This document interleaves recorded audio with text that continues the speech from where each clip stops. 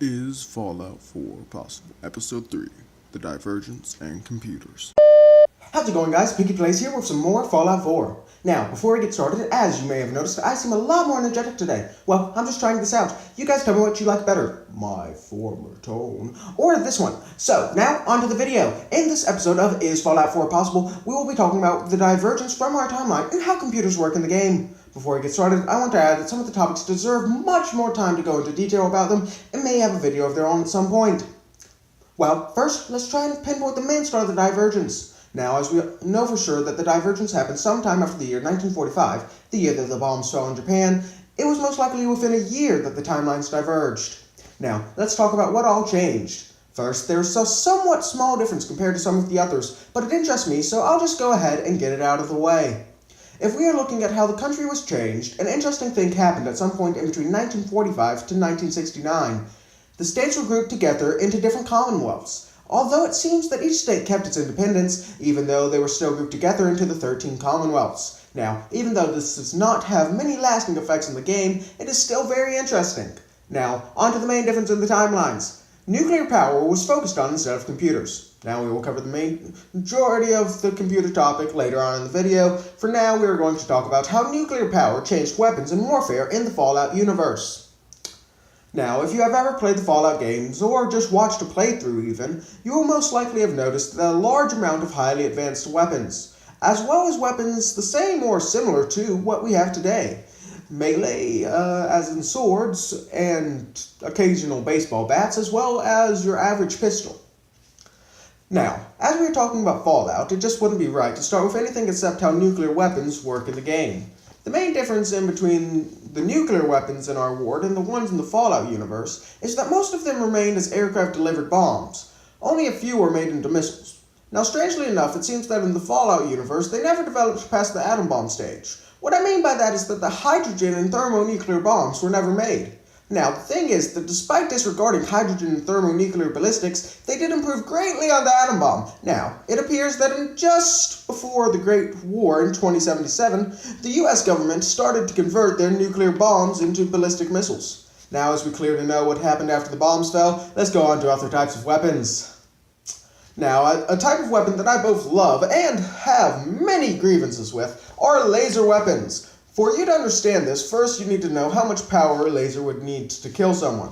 Well, to melt someone's eye, and subsequently their brainstem, it would have to be about 5 kilowatts. To put that in perspective, the normal laser pointer that you can pick up at your average Walmart is only 1 milliwatt. And of course it would take even more to completely melt someone the way we see in the game. I'll make a safe bet saying that to get a similar effect as we have in the game, we would need at least triple at 15 kilowatts. Now, of course, as these are weapons, I doubt we would be using laser pointers. So instead, let's figure out how they are powered. Now, after doing many a Google search, I managed to find out that the gun I plan on focusing on here, the laser musket, is not powered by the cranking. Thank God for that. I would hate to have to look at how many pixels it takes per frame for the crank to be well cranked. I was really close to looking at that. That would have been a true pain in the butt. Instead, each crank loads a fusion cell into the weapon. Now, if you guys didn't know, I absolutely love fusion cells.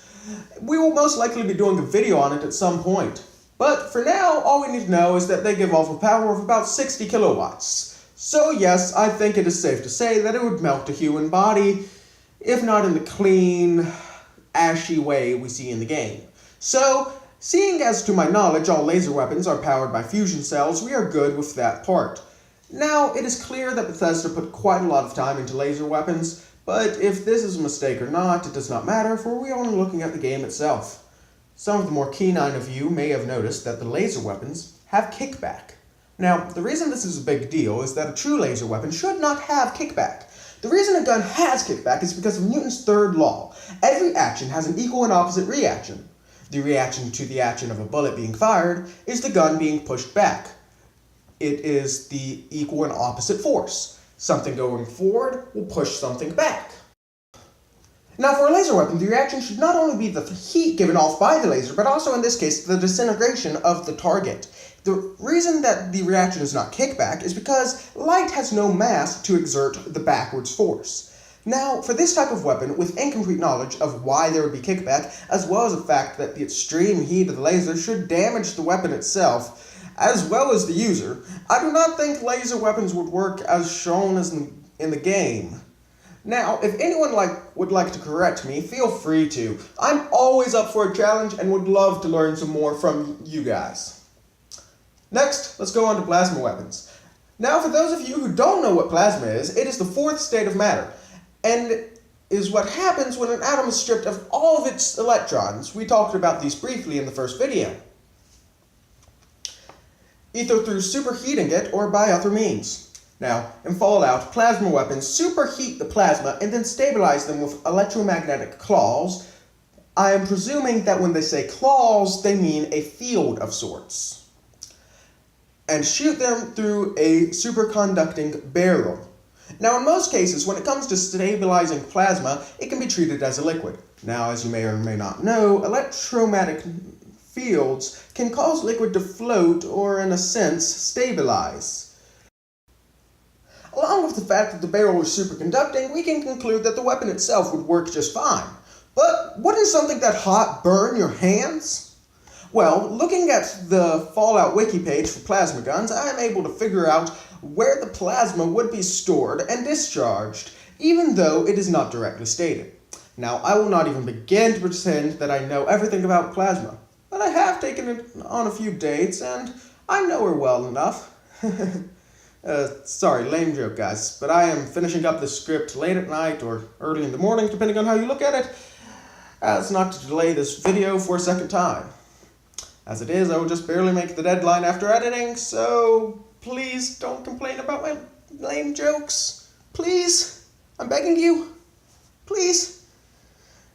Anyways, from what I can figure of the way the plasma gun is made and how the plasma itself is stored closer to the barrel, I think it would be safe to fire the gun at least twice before your hands melt. That is a very, very, very, very rough estimate from someone who is not a physicist. Yeah. Let's get going. Now, as I count power armor as a weapon, I will put the small piece here to say that as we have similar things today, who's to say that given 51 years, microtechnology would advance far enough to make power armor, which is a rather crude version of an exoskeleton.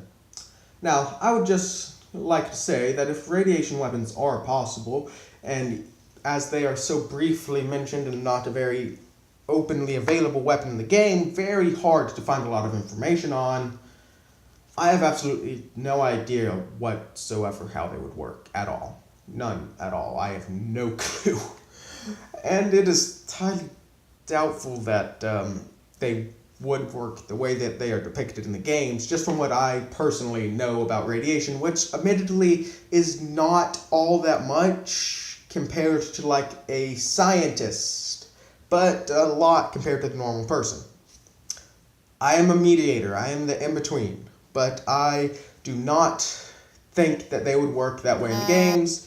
Someone who is more knowledgeable on this, I will gladly accept your critiques. Please help me make a video of your own if you want. I don't know. But I just don't know on this one, guys. I'm sorry, I have not been able to find enough about radiation weapons to confidently give you an answer on whether or not they are possible, but I find it doubtful and skeptical. So, as I doubt I need to teach you guys about bullets and swords, because I have a feeling you guys probably really like that stuff. Let's get on to the next part of the video. Now, there are many political differences that occur in the pre-war ward.